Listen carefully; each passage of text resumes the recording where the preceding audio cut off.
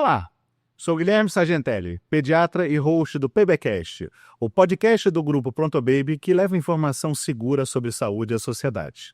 No episódio de hoje, falaremos sobre um tema muito desafiador e muito relevante, a comunicação de notícias difíceis. Para falar sobre esse tema, teremos a presença da doutora Fátima Giovannini, psicóloga e doutora em bioética. Seja muito bem-vinda, Fátima. Muito obrigada, Guilherme, pelo convite. É um prazer estar aqui hoje falando desse tema que tanto me interessa. Fátima, a gente tem um tema que talvez a fala, né, o nome que eu apresentei no episódio já seja autoexplicativo, mas para quem nos ouve, nós temos profissionais da área de saúde, pessoas que não são da área de saúde, tenta decifrar para mim, explicar o que é essa questão de comunicar uma notícia difícil. O que é esse contexto? Bom, Guilherme, a gente pode considerar má notícia uma notícia desagradável em vários contextos da vida. Mas no campo da saúde especificamente, a gente define uma má notícia como uma notícia que vai afetar drasticamente a perspectiva de vida, a perspectiva de futuro da pessoa de quem recebe a notícia. Tá, perfeito, Fátima. E aí eu acho que a gente entrou justamente naquele contexto que a gente falou que a situação em si seria autoexplicativa, mas com a tua colocação ficou muito mais evidente para quem nos ouve, e que aí certamente a pessoa começa a se transportar por uma realidade muitas vezes já vivenciada. Existem famílias que já passaram por uma situação dessa no ambiente da saúde, como você bem colocou. E aí eu te pergunto, bom, dentro desse contexto de comunicar uma notícia difícil, existe alguma forma, digamos, melhor de fazê-lo, alguma forma que seja mais acolhedora, que conforte mais?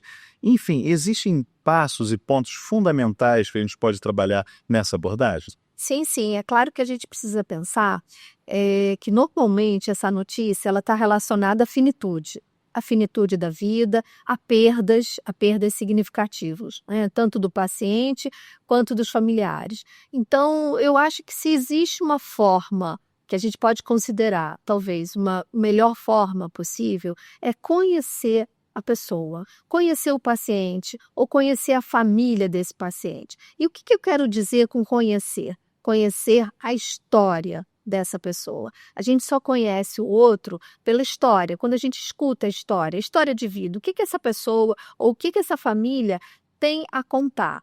Porque isso sim vai dar ideia para a gente de quem é essa pessoa, quais são os recursos que ela tem, que outras situações difíceis ela já enfrentou na vida, porque normalmente essa pessoa já, ao longo da vida dela, enfrentou por outras situações, passou por outras situações de vida. Como é que recursos ela usou? Como é que ela se saiu dessa situação? Que tipo de suporte ela tem? Ela tem um suporte social, ela tem um suporte espiritual, ela tem um suporte da família. Então a gente precisa conhecer a história dessa pessoa para aí sim saber qual a melhor forma de eu me dirigir a essa pessoa para transmitir uma má notícia. É claro que primeiro a gente tem que considerar que o profissional ele tem que estar bastante seguro com relação ao diagnóstico que ele está dando, né? O diagnóstico, ou o prognóstico, ou a notícia de uma maneira geral. Ele não vai dar com incertezas, sem saber falar, sem ter exatamente noção do que está acontecendo. Mas, de uma maneira geral, é conhecendo a pessoa, ou seja, escutando a história dessa pessoa e dessa família. Mas eu achei fantástico, assim, a gente brinca, a gente já se conhece há um tempo, a gente entende o quanto a gente já gosta dessa área da humanização em saúde, né? Usando, assim, frases que a gente, ou de amigos que gostam dessa área também, a gente sempre está falando para convertidos, né? Para pessoas que já estão sensibilizadas nessa realidade. Mas é interessante porque você trouxe uma coisa que eu acho muito importante, né? Dentro de tantas importantes. Nós que já somos profissionais de saúde uma trajetória mais longa, né? Eu já estou aí da pediatria há mais de 30 anos e tal.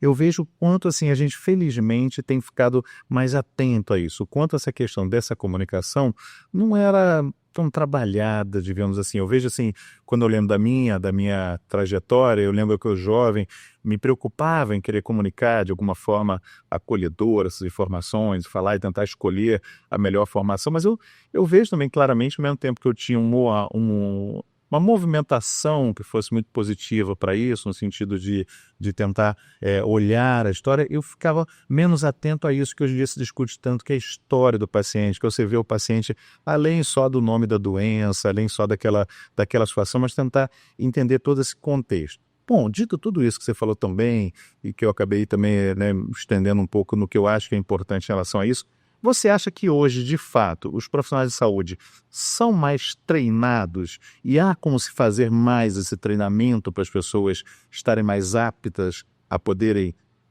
se qualificar para passar essa comunicação de uma forma mais satisfatória? Olha, Guilherme, é perfeita essa sua pergunta, principalmente quando você fala treinados, né? É claro que hoje em dia se fala muito sobre esse tema na educação médica, e se a gente pensar 15 a 20 anos atrás, esse tema não era dado, não existia essa preocupação na formação do médico. O estudante, ele se formava e ia para o campo fazendo do jeito que ele achava que devia fazer, com o bom senso dele, que é sempre o visto, né? Qual é o bom senso, o que é certo, mas eu acho que hoje a gente tem uma pequena falha assim, importante. E eu acho que quando você fala treinar, eu acho que é uma coisa para a gente pensar. Por quê? Porque hoje em dia se trabalha muito com protocolos.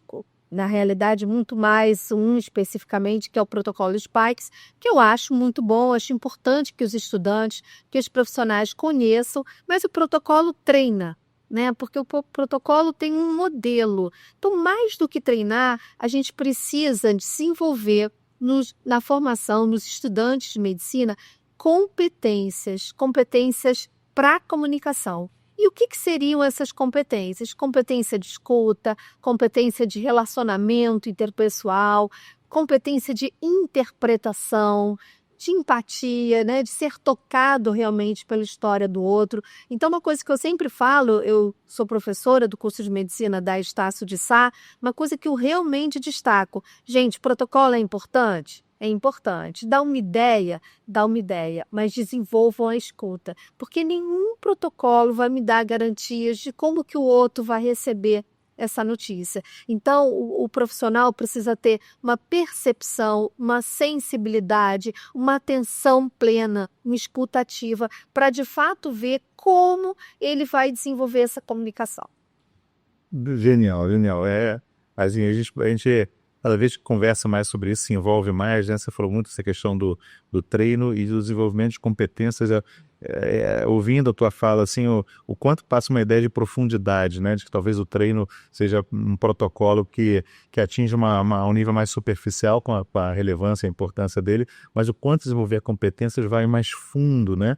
Ela aprofunda muito esse nível de discussão, essas camadas de sensibilidade da gente para a escuta. Eu acho muito interessante, se não me engano, foi o Ben Alves, né, que falou uma vez que a gente se preocupa muito em fazer formações em oratória, ninguém se preocupa muito em fazer formações em escutatória, né? Quer dizer, assim, a gente deveria aprender a escutar, não é um provérbio tão comum que diz que a gente tem uma boca para falar e 2 ouvidos para escutar, né? Então, nessa proporção, a gente deveria ficar muito atento. E como é importante que a gente possa escutar para que a gente possa desenvolver. Dentro de tudo isso, dentro dessas competências, eu sei que eu vou estar puxando um pouco mais para o protocolo mais uma vez, mas você entende que existiria então alguém mais indicado, e talvez falando por conta de uma estrutura hospitalar, eu estou falando num podcast que é institucional, é do Grupo Pronto Baby, que tem uma rede grande de assistência, existiria alguém dentro de uma estrutura hospitalar que poderia ser mais indicado para ser a pessoa responsável por isso? Quem que você acha que podem ser as pessoas envolvidas nessa forma dessa comunicação? Sim, sem dúvida. Se a gente pensar na informação de uma má notícia, ou seja, numa informação de um diagnóstico, de um prognóstico, é o médico que é responsável por essa informação. Sempre recomendo que essa informação seja dada com outro profissional da saúde. O que seria isso? 2 médicos, um médico e uma enfermeira, um médico e uma assistente social, um médico e um psicólogo, sempre em dupla. Por que em dupla? Porque normalmente quando a gente está na dupla, a gente tem uma pessoa responsável pela informação e uma pessoa, esse outro, que fica ali do lado, meio dentro, meio fora, percebendo as relações, percebendo as interações e muitas vezes muito atenta ao que o paciente está entendendo de fato. Então, eu sempre sugiro que seja feito em dupla. Agora, se a gente amplia de informação para comunicação, e aí comunicação é para todos os profissionais da saúde. porque todo psicólogo vai precisar conversar com essa família, com esse paciente, o assistente social, o fisioterapeuta, o fono, porque o paciente vai normalmente conversar, vai falar. Muitas vezes o paciente vai eleger um profissional da equipe para conversar mais sobre essa má notícia, sobre a finitude, sobre o que está acontecendo, sobre como ele está vivenciando o que está acontecendo. Então, acho que é importante a gente diferenciar uma informação de uma má notícia de uma comunicação de má notícias, que é um processo longo, que é aberto a partir da informação. E nessa tua exposição, eu achei muito interessante, porque você foi colocando pérolas assim que eu achei muito, muito valiosas. Uma, essa questão de todo mundo na comunicação se envolver, né? Eu acho isso interessante porque eu acho assim que cada vez mais o comprometimento, sendo um comprometimento de muitos, né? Você acaba oferecendo mais acolhimento também, e mais envolvimento, né? Mais comprometimento mesmo da equipe. Por isso não foi muito aquela coisa do seu paciente, o meu paciente. O paciente é de todo mundo, a relação é de todo mundo, esse envolvimento é de todo mundo. Eu acho muito interessante. E você tem a certeza assim que esses conceitos que você passa, você falou da sua atuação como educadora, né, no posto de medicina. Eu queria compartilhar com você uma situação que é muito interessante dessa questão sua, né, que eu vivenciei há umas semanas atrás. Eu, na assistência, eu estava conversando, na realidade, com uma família, precisaria dar uma informação dessas de comunicação difícil, e eu achei interessante porque uma pessoa que estava comigo, uma residente que trabalha comigo, que foi sua aluna. E eu achei interessante que na hora que eu fui me dirigir à família para falar, ela falou, não, eu quero ir com você, não só que eu quero ver, como no meu treinamento como aluna, eu me lembro da doutora Fátima que ela falava muito essa importância de a gente estar mais de uma pessoa junto. Então, é interessante o quanto essa questão sua tem a certeza que tá indo adiante, está seguindo. Então, eu acho muito importante que é justamente isso, né? Que todo mundo está envolvido em algo tão relevante. Mas eu queria puxar a partir daí, você falou no início, a questão da informação, da comunicação, e você falou de um dado momento no início do quanto essas informações, né, elas passam por questões de prognóstico e tal, e também por notícias que efetivamente são um desfecho, né, nessa questão da terminalidade, né?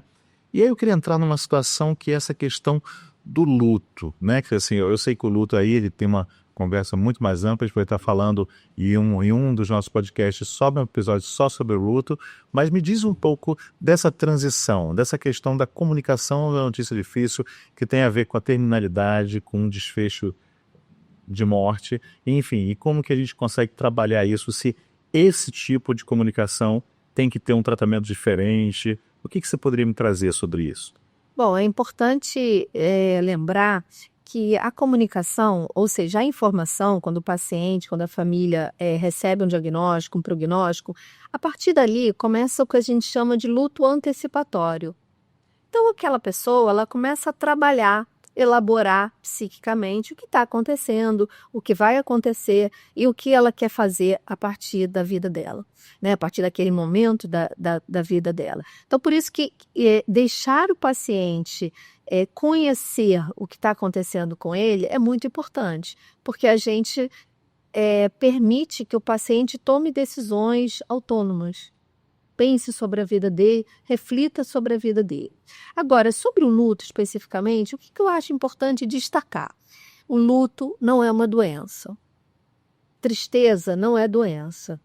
Quando uma pessoa está de luto, ela está triste. Ela está triste pela ausência, pela falta, por tudo que ela vai perder, por perder não só aquela pessoa, aquele paciente, mas perder tudo que ela vive com aquela pessoa. Quando é o luto do paciente, é perder tudo que ele viveu, né? deixar ir. Então é importante a gente considerar que não se trata de uma doença, que cada luto tem uma forma e um tempo de ser enfrentado, uma maneira de ser elaborada, tanto a criança quanto o adulto. Mas o que eu acho que é importante é que quando a gente consegue comunicar bem, passar todas as informações, acolher essa família, acolher esse paciente, a gente está facilitando o luto dessa família. Isso quer dizer que a família não vai sofrer, que o paciente não vai sofrer? Claro que não, mas a gente está acolhendo. E a informação, o conhecimento, permite que o paciente,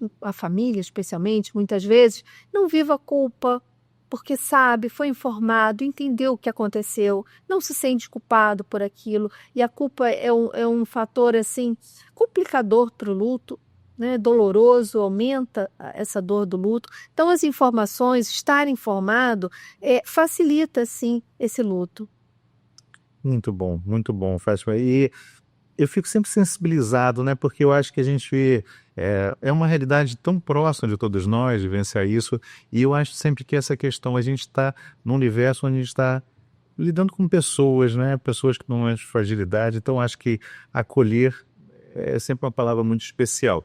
E aí eu queria entrar num tema, até invertendo uma pergunta que eu ia fazer com você em termos de ordem, mas eu queria perguntar, porque eu acho que tem muito a ver com isso, também é um tema que a gente poderia estar estendendo e conversando em um outro cenário sobre a questão da espiritualidade, mas o quanto você acha que nesse momento dessa comunicação e também da questão do luto, a espiritualidade, aí eu falo espiritualidade de uma forma ampla, que vai além das questões de religião, né? O quanto a espiritualidade é um elemento importante que pode auxiliar nesse momento?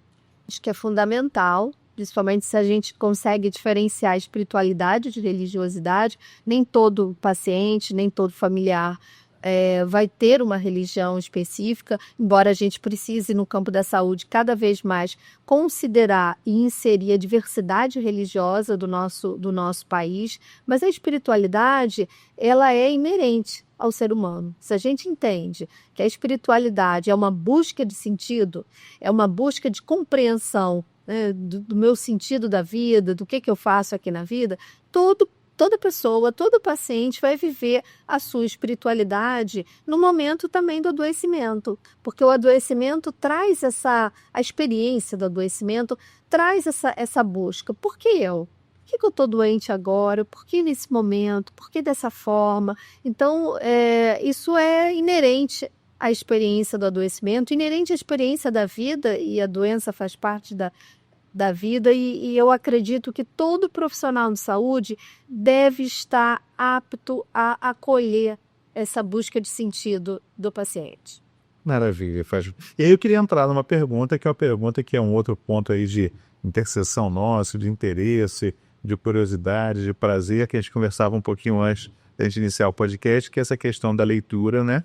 O que que dentro desses temas tão diversos, que a gente mesmo aqui comentou que a gente poderia, dentro desse podcast, separar vários temas para criar vários outros temas que a gente poderia falar mais 20, 30, 40 horas sobre cada um deles, mas o que que você acha que tem de material, livros, guias, situações que pudessem orientar o profissional de saúde a poder buscar mais informação?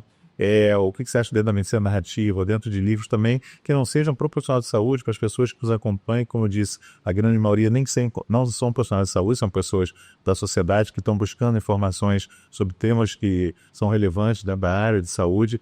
O que você acha? Temos de livros infantis, infantos juvenis, temos de adulto, livros seus. Esse é um espaço que eu queria que a gente conversasse um pouco sobre tudo isso, que é uma área que eu sei que você tem sempre muito interesse, e a gente entende o valor dessa questão da literatura dentro desse universo que a gente está conversando. Esse é o universo delícia dessa história. E é legal porque, assim, essa é uma pergunta que os alunos na faculdade fazem muito. E uma coisa que eu gosto de destacar é que a melhor forma de desenvolver as competências, como eu falei, é através da arte. Então, o que eu sugiro?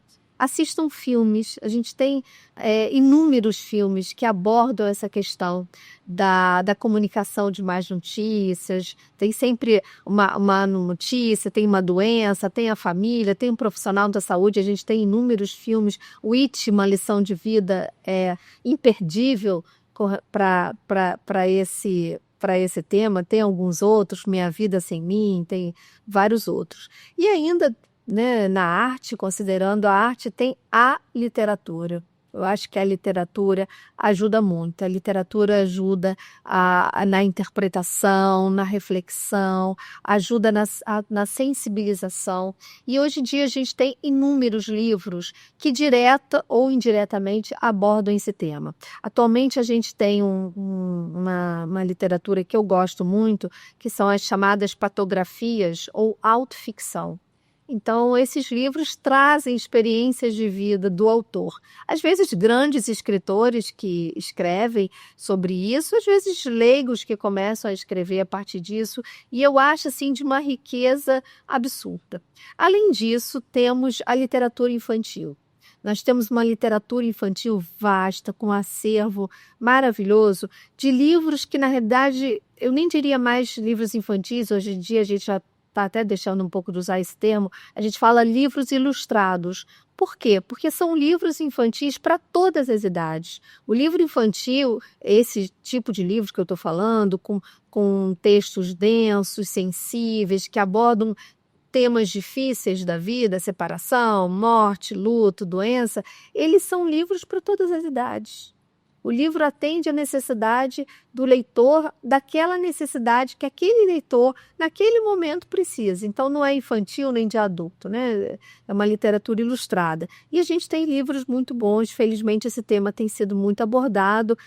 Como você falou, eu tenho 3 livros infantis sobre esse tema. A Casa Preta, que fala de um luto infantil, o luto de uma criança pela morte da irmã. Tem o Esconderijo, que fala da busca de uma criança para entender o que é a morte, diante da dificuldade dos adultos de discutirem um tema. E Meu Vô Valente, livreiro de Laranjeiras, que também fala sobre velhice, sobre relação avô-neto e sobre a finitude da vida também. Fátima, é sempre uma alegria conversar com você. A gente se aproxima do fim, são podcast com uma proposta de serem um pouco mais curtos, mas que a gente ficaria horas e horas conversando. Então chega esse final, e esse final eu sempre brinco, né, com os meus entrevistados, que é o momento do diga aquilo que eu esqueci de te perguntar. Aproveite para fazer mais divulgações. A gente conhece um espaço do qual você participa, que é a Casa 11, que tem tudo a ver com esse último livro seu que você comentou, né, que eu conheço bem a história e o espaço. Então, comente não só sobre o tema da comunicação de notícias difíceis, mas comente o que você quiser. E, mais uma vez, muito obrigado por sua presença. Sobre o tema, eu gosto de destacar 2 coisas. Primeiro, que uma má notícia vai ser sempre uma má notícia. Então, às vezes eu escuto assim de profissionais: poxa, Fátima, eu tentei, eu busquei fazer da melhor forma, mas a pessoa saiu tão triste. Eu falei: mas como que a pessoa ia sair alegre? Ninguém vai sair alegre de uma má notícia desse tipo. Então, essa é a primeira coisa. Existe uma impossibilidade, não é uma impotência do profissional. A outra coisa que eu gosto de destacar é que o paciente tem o direito de saber sobre a condição de saúde dele. Então, a gente vem de uma época, especialmente década de 60, a época da mentira piedosa, em que a recomendação era que o profissional não contasse para o paciente. E a gente vem, ao longo dos anos, destacando a autonomia. Então, isso é importante de ser considerado, e respeitar a autonomia do paciente. Mas com uma pequena, grande observação: o paciente tem o direito de saber, mas ele pode não querer saber.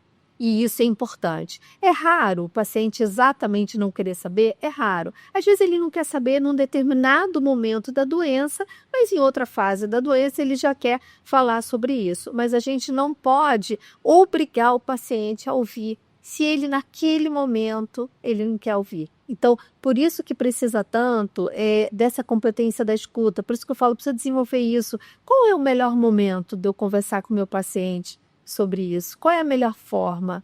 Então, é por isso que é tão importante desenvolver essa competência da escuta. Fátima, mais uma vez, muito, muito obrigado. Obrigada pelo convite. E assim, chegamos ao fim de mais um episódio do PBcast, trazendo hoje o tema Comunicação de Notícias Difíceis com a doutora Fátima Giovannilli. Muito obrigado, nos sigam nas redes.